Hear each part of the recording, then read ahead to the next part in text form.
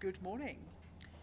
Following Russia's sabotage of the Black Sea grain deal last week, the price of grain has risen by 8%, which will impact developing countries the most. Not content with that, Russia has now ramped up its attacks on grain stores in Odessa, across Ukraine, including right across the border from Romania, a NATO country.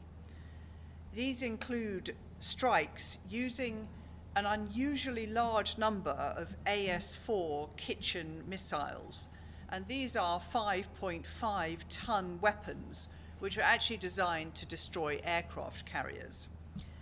And I think the absurdity of using such heavy-duty weaponry to destroy food shows that weaponizing global food supplies is a calculated part of Russia's strategy. And it demonstrates that, for all its rhetoric, Russia doesn't care one bit about people across Africa, Asia, and Latin America facing famine and drought.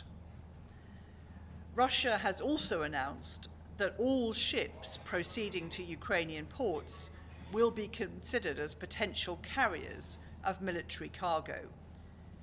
And now our information indicates that the Russian military may expand their targeting of Ukrainian grain facilities further to include attacks against civilian shipping in the Black Sea. This morning, Prime Minister Sunak spoke to President Zelensky to share this information with him. Prime Minister Sunak also told President Zelensky that he is appalled by the devastation caused by recent Russian attacks on Odessa, and that the UK is working closely with Turkey and the UN to restore the Black Sea grain deal. Our information also indicates that Russia has laid additional sea mines in the approaches to Ukrainian ports, and we agree with the US assessment that this is a coordinated effort to justify and lay blame on Ukraine for any attacks on civilian ships in the Black Sea. So tomorrow, at the request of Ukraine, the Security Council will once again meet on Russia's escalatory attacks on Odessa and attempts to weaponize global food supplies. As we've said, President Putin has the power to end this war tomorrow, but he has shown no sign that he is willing to do so. In fact, he seems dead set on causing as much suffering around the world as he can. We once again call on Russia to stop holding global food supplies to ransom and to rejoin the Black Sea grain deal. And I know that the UN, Ukraine, and Turkey stand ready to do that.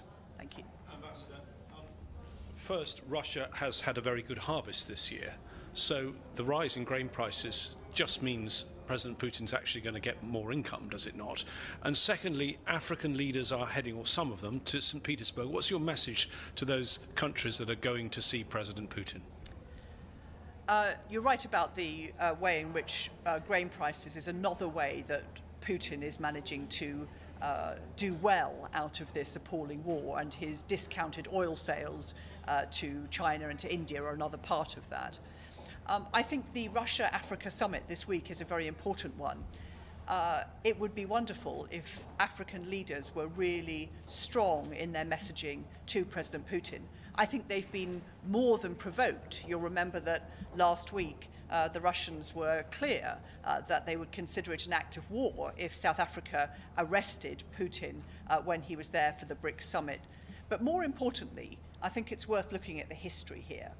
At the last Russia-Africa summit, the Russians promised $40 million worth of extra trade deals. What materialized? About 14. Russia's investment is about 1% of Africa's GDP. Russia is not driving Africa's growth. Russia is driving Africa into poverty. Thank you.